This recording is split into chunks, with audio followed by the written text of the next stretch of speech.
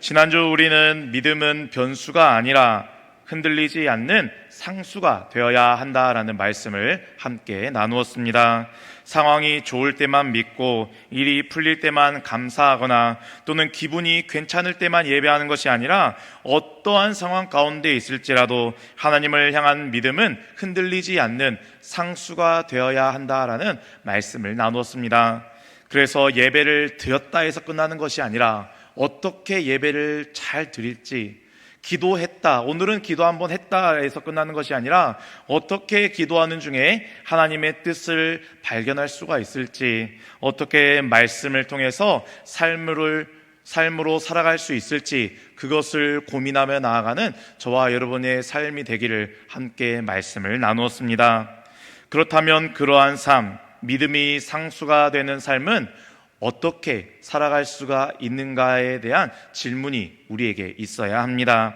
믿음이 상수가 되어야 한다라는 것은 이제 알겠는데, 실제로 삶에 어려움이 찾아오고 우리의 상황이 흔들리고 나의 마음도 흔들리고 오늘 말씀에서처럼 다니엘처럼 사자굴과 같은 눈앞에 위협이, 현실이 그러한 눈앞에 놓여 있다면 과연 우리는 그렇게 흔들리지 않는 믿음을 가질 수 있을까 하는 질문이 우리에게 있기 때문입니다. 그렇기 때문에 우리는 결심만으로는 그것을 이룰 수가 없습니다. 마음의 감동은 다들 경험해 보면 아셨다시피 그 감동은 생각보다 오래 가지 않습니다. 한 번 은혜를 체험한 것만으로는 삶에 찾아오는 위기를 끝까지 버텨내기가 쉽지 않다라는 것입니다.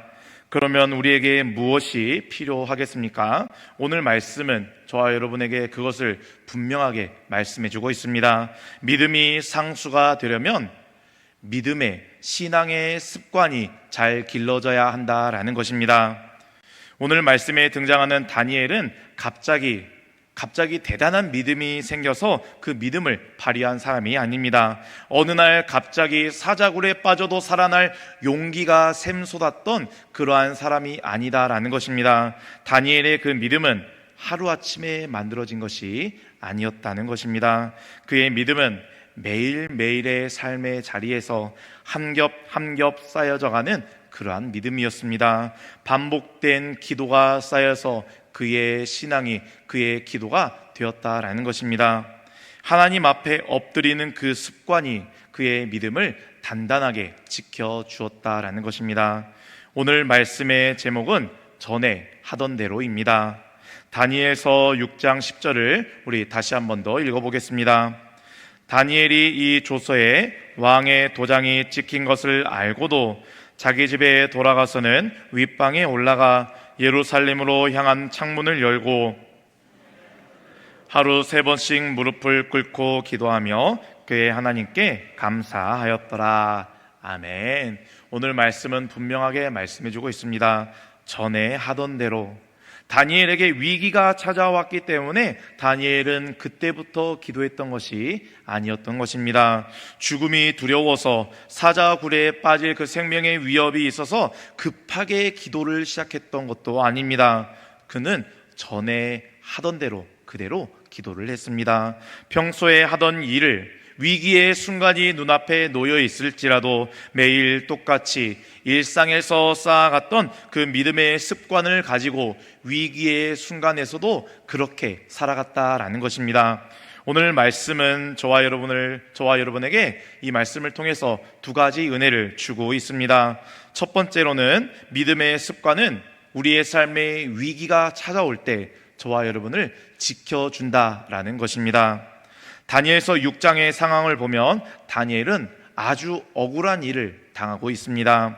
이 당시 이스라엘 백성들은 바벨론에게 멸망을 당해서 노예로 끌려가게 되었습니다.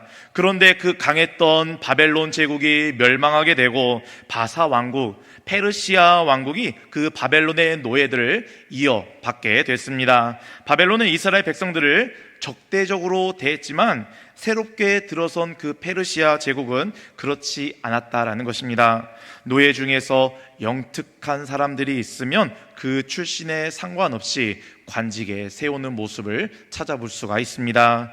이 페르시아 다리오 왕은 나라를 잘 다스리기 위해 노예 출신일지라도 그들을 차별하지 않고 고관들과 총리로 그들을 세웠다라는 것입니다.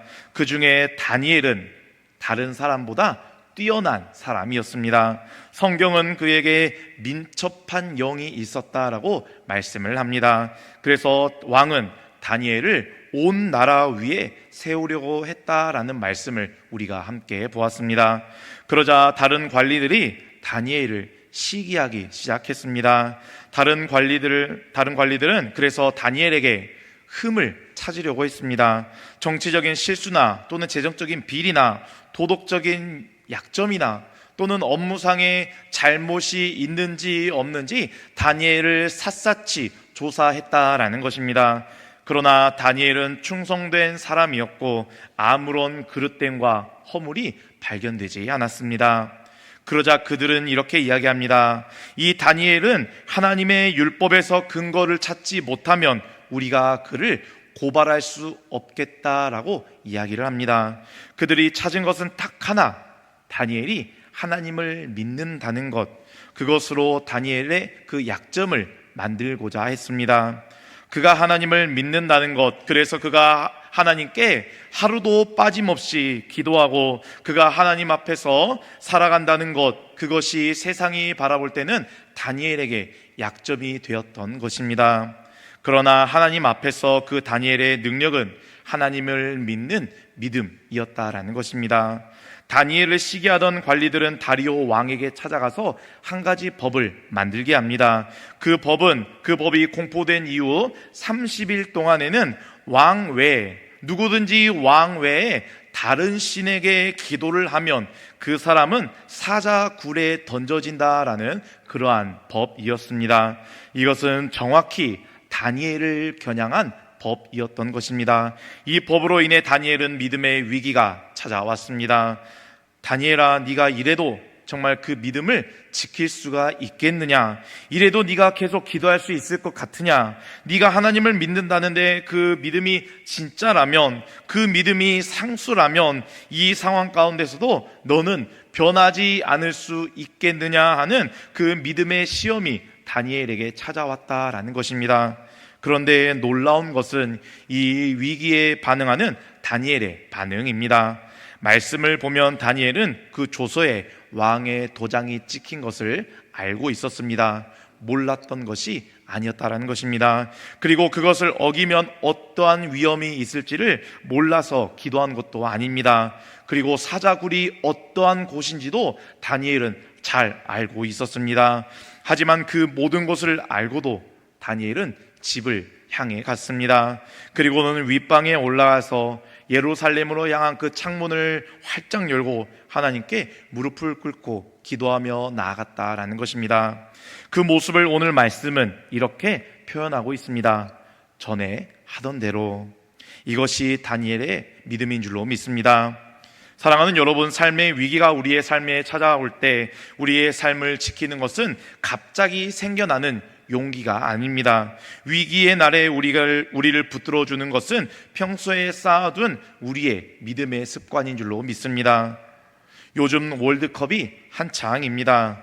11명의 선수들이 운동장에서 정말 놀라운 경기력을 보여줄 때가 있습니다. 정말 정교한 패스와 정교한 타이밍, 그리고 멋진 골로 이어지는 순간을, 이번 월드컵에서는 아직 2경기까지밖에 안 해서 제가 아직 찾아보진 못했는데요, 우리가 그러한 순간들을 볼 때가 있습니다. 그런데 우리는 그런 순간을 볼 때 어떻게 이야기합니까? 아, 정말 잘하는구나 라고 이야기를 합니다. 그런데 사실 그 장면은 갑자기 나온 그러한 장면이 아니다라는 것입니다. 수십 수백 번 반복한 그 팀플레이가 몸에 배어 있다가 결정적인 순간에 그 플레이가 나오게 된다라는 것입니다. 우리의 믿음도 그와 똑같음을 기억하시기 바랍니다. 위기의 날에 갑자기 우리의 믿음이 생겨나는 것이 아닙니다. 갑자기 기도가 나오는 것도, 갑자기 하나님을 신뢰하는 것도 아니다라는 것입니다. 평소에 하나님 앞에 엎드렸던 사람이 위기가 찾아올 때 엎드리게 된다라는 것입니다.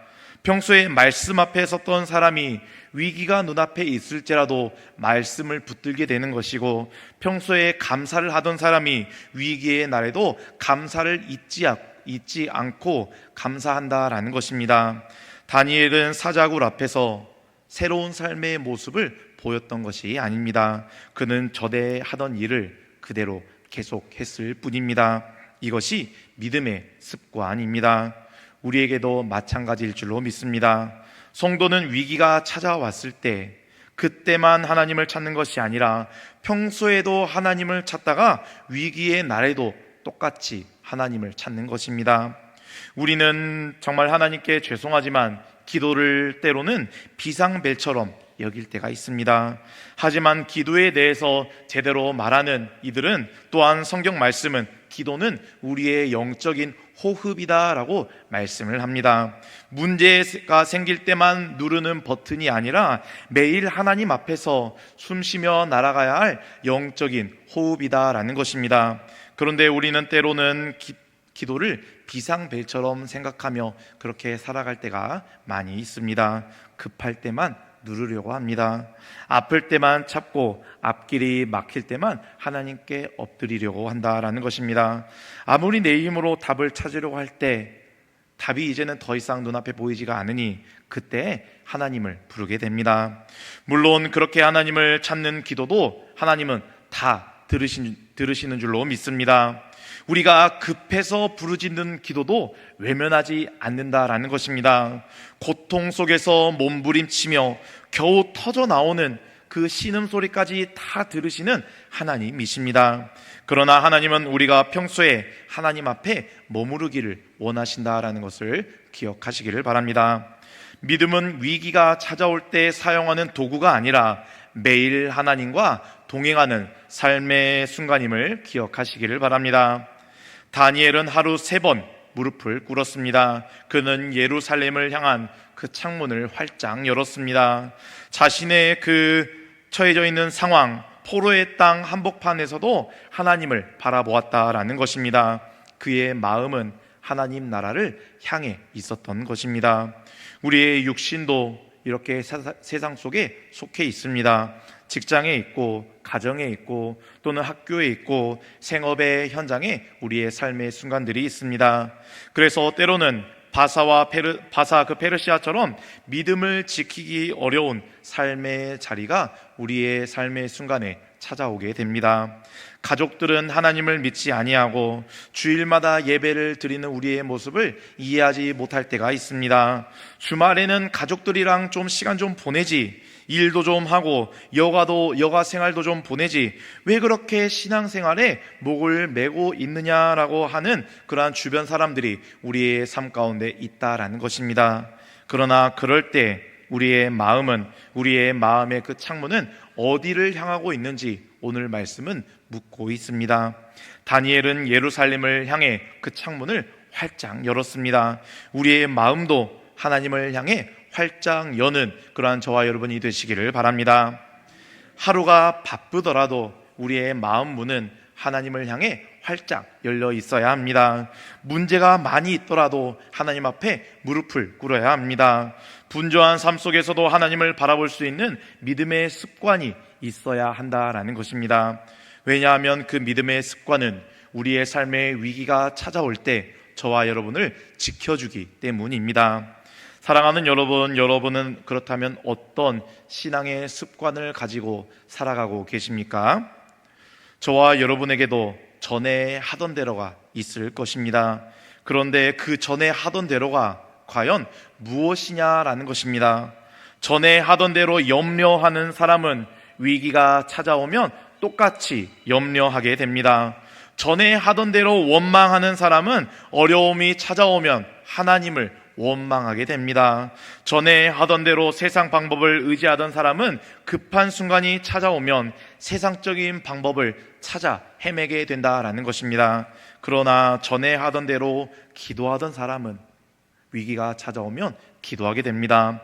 전에 하던 대로 말씀을 붙드는 사람은 마음이 흔들리는 날에도 말씀을 통하여 마음을 붙잡게 되고, 전에 하던 대로 감사하는 사람은 사자굴에 빠질 위협이 눈앞에 있을지라도 감사하게 된다라는 것입니다. 그러므로 오늘 우리가 회복해야 할 것은 이 삶의 작은 믿음의 습관인 줄로 믿습니다. 하루 한 번이라도 말씀 앞에 서고 하나님께 마음 문을 활짝 열어보는 것, 문제가 생겼을 때는 먼저 기도하고 마음의 감정이 요동칠 때는 하나님을 먼저 바라보는 그러한 습관들, 감사할 수 없는 날인 것 같은데도 감사의 언어가 입에서 나오는 그러한 믿음의 습관, 이러한 작은 습관들이 우리의 삶의 믿음을 상수로 만들어가는 줄로 믿습니다. 그리고 우리는 그 삶의 습관을, 그 믿음의 습관이 쌓이는 저와 여러분에게는 날마다 아멘이 있는 줄로 믿습니다.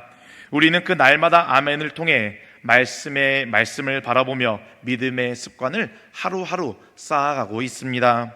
다니엘은 전에 하던 대로 기도를 했습니다. 그러나 그 기도를 하는 행위로 인해서 결국 사자굴에 던져지게 되었습니다.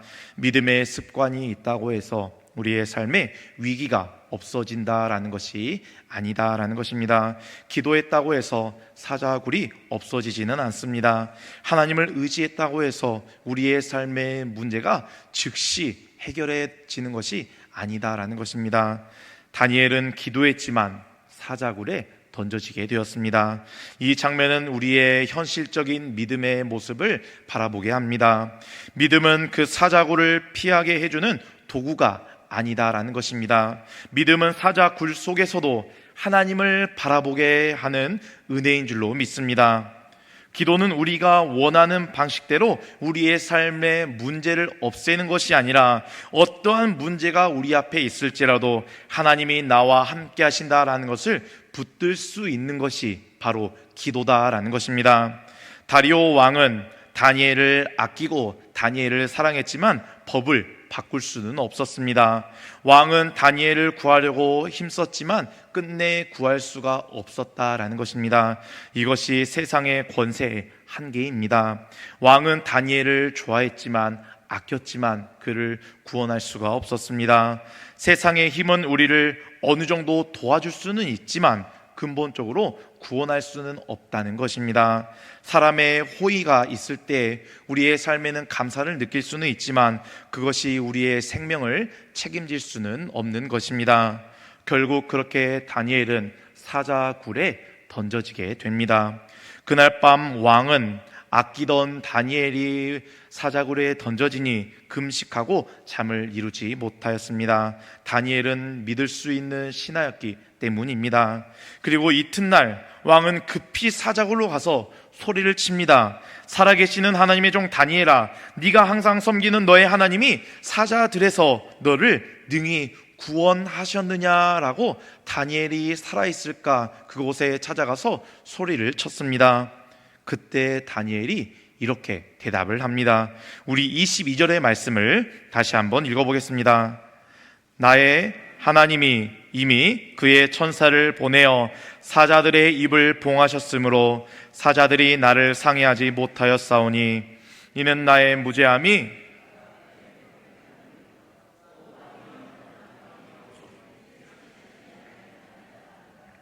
아멘. 하나님께서는 사자굴 속에서도 다니엘의 그 생명을 붙들어 주셨습니다.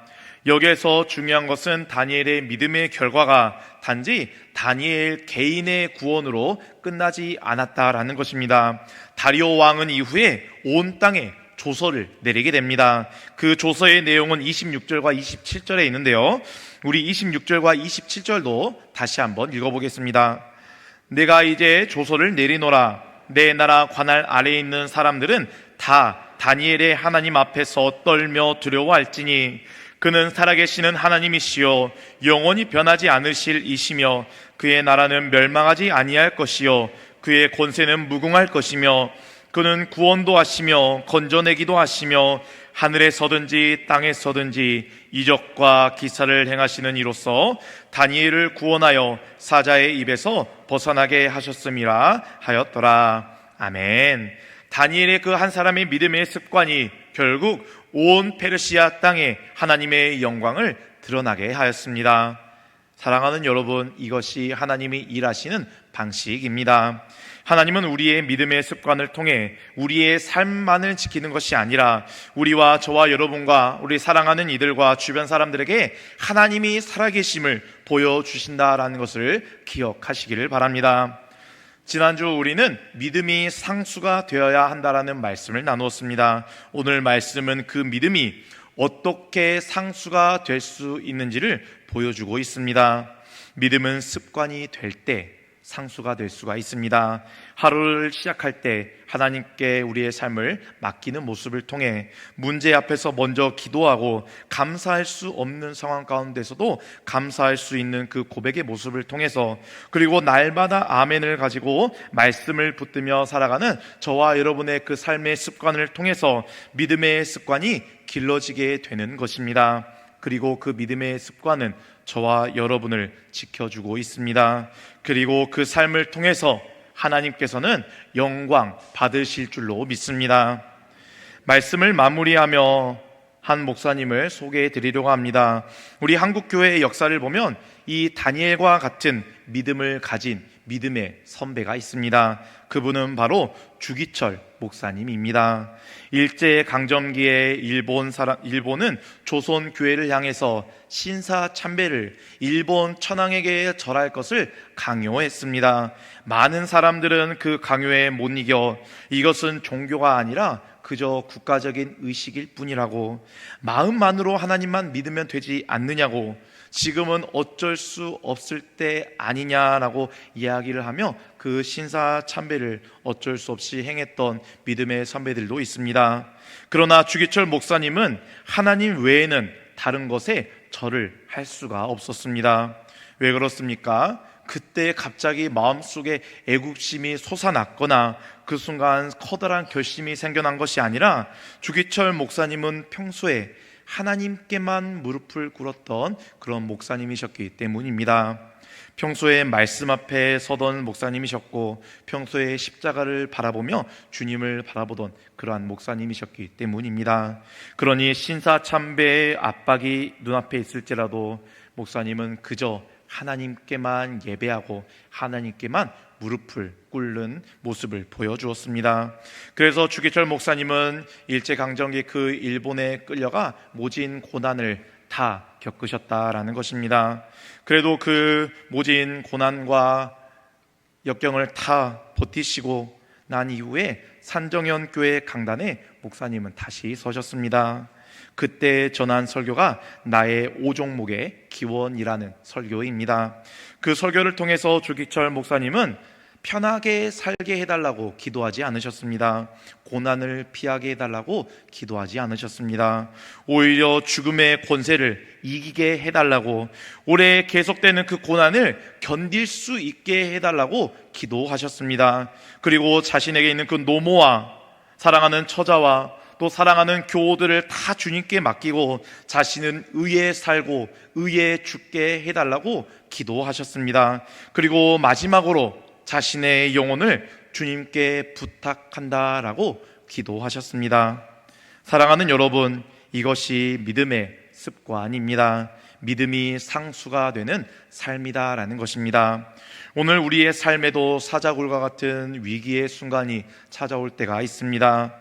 믿음을 흔드는 현실이, 때로는 타협하고 싶은 순간이, 이 정도는 괜찮지 않겠느냐라고 속상이는 그러한 세상의 소리가 우리의 삶 가운데 찾아옵니다. 그때 우리를 지켜주는 것은 평소에 쌓아가는 우리의 믿음의 습관인 줄로 믿습니다. 전에 하던 대로, 믿음은 위기의 순간에 갑자기 만들어지는 것이 아닙니다. 믿음은 매일의 자리에서 그 믿음의 자리가 습관이 될 때 위기의 순간에도 믿음은 변하지 않는 상수가 됨을 기억하시기를 바랍니다. 그래서 이번 한 주간 저와 여러분에게 이러한 믿음의 습관이 세워지기를 간절히 바랍니다. 전에 하던 대로 기도하시기를 바랍니다. 전에 하던 대로 예배하시고, 전에 하던 대로 말씀을 붙드시고, 전에 하던 대로 하나님을 신뢰하며 나아가는 저와 여러분이 되시기를 도전합니다.